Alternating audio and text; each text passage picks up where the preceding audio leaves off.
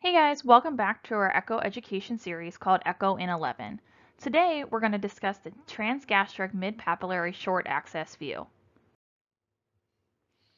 So this view is what some people call the money shot because you can see all of the walls of the heart contracting at once. Some people also call it the donut view of the heart.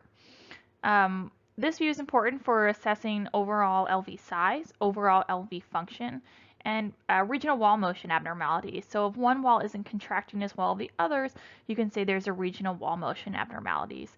But in order to do that, you need to know what the walls of the heart are. So our probe in this image is in the back of the heart. So I like to think of it as what wall is going to be furthest from the TEE probe.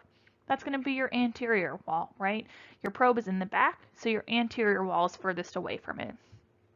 Opposite the anterior wall and closest to the probe is the inferior wall. This is the same as what we learned previously in our mid-esophageal two-chamber view, right? The inferior wall and the anterior wall were opposite each other. On the right side of the image is the lateral wall. So when your probe's in the back of the heart, and if you turn it to the left, that's the lateral wall of the heart. And opposite the lateral wall is the septal wall of the heart.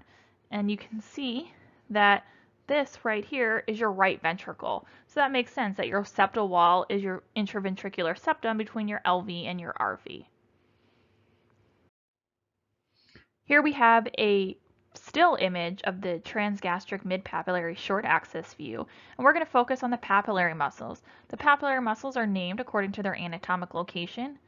So this is your anterior lateral papillary muscle. We talked about the walls of the heart being anterior and lateral, so that makes sense that that's your anterior lateral papillary muscle. The second papillary muscle is your posterior medial papillary muscle, as it sits opposite to the anterior lateral papillary muscle. We talked about this up top being the inferior wall. People will also call it the posterior wall. And the septal wall that we talked about earlier, some people will refer to it as the medial wall. So that's where the posterior medial papillary muscle gets its name. The reason that this view of the heart is very important, as we mentioned before, is the regional wall motion abnormalities. So depending on where your regional wall motion abnormalities are, you can correlate them with a coronary artery distribution and conclude where your lesion is.